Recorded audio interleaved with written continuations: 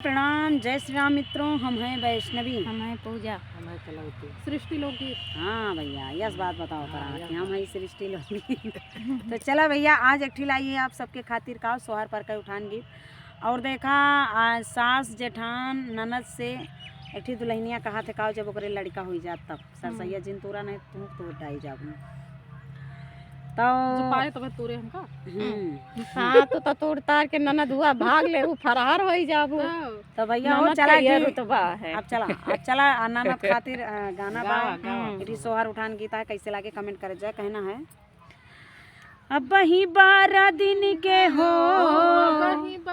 अरे अब ही 12 दिन के भइले मोर लाला नवा तो घर में झगड़ा मच गइले बा। अब ही 12 दिन के भइले मोर लाला नवा तो घर में झगड़ा मच गइले बा। कि सासु समझा जिन कमजोर बाटे नहीं हरे के जोर, सासु समझा जिन कमजोर बाटे नहीं हरे के जोर। एक दिन आई जाई है भैया से बाती जवा तुमका पूछवाई देबै।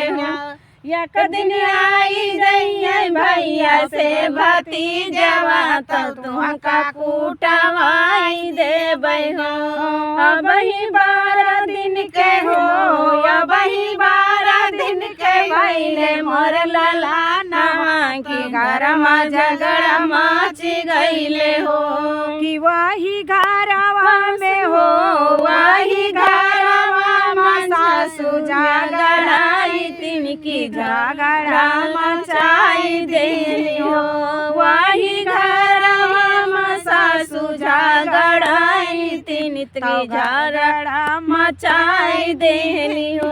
कि सासु समझा जिन कमजोर बाटे नहीं हरे के जोर, सासु समझा जिन कमजोर बाटे नहीं हरे के जोर। एक दिन आई जाई है भैया से बाती जवा तुमका कूटवाई देबै हो। एक दिन आई जाई है भैया से बाती जवा तुमका कूटवाई देबै हो।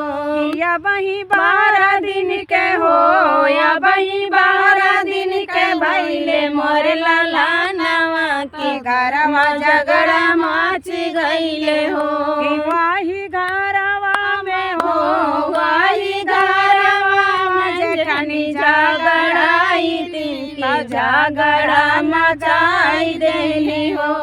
यही घरवा में जेठानी झगड़ाई तिनका झगड़ा मचाई दी हो। जेठानी समझा जिन कमजोर बाटे नहीं हरे के जोर, जेठानी समझा जिन कमजोर बाटे नहीं हरे के जोर।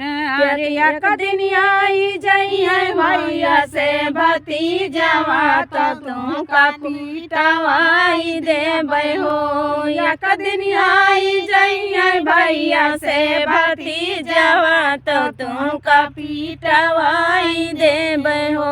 या वही 12 दिन के भइले मोर लाला नवा की घर में झगड़ा मच गइले हो।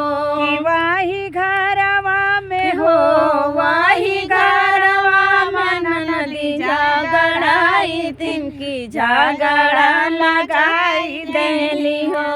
वही घरवा में ननदी झगड़ाई तिनकी झगड़ा लगाई दी हो। कि ननदी समझा जिन कमजोर बाटे नहीं हरे के जोर, ननदी समझा जिन कमजोर बाटे नहीं हरे के जोर। एक दिन आई जाई है भैया से बाती जवा तुमका उठवाई देबै हो। एक दिन आई जाई भैया से बाती जवा तुमका उठवाई देबै हो।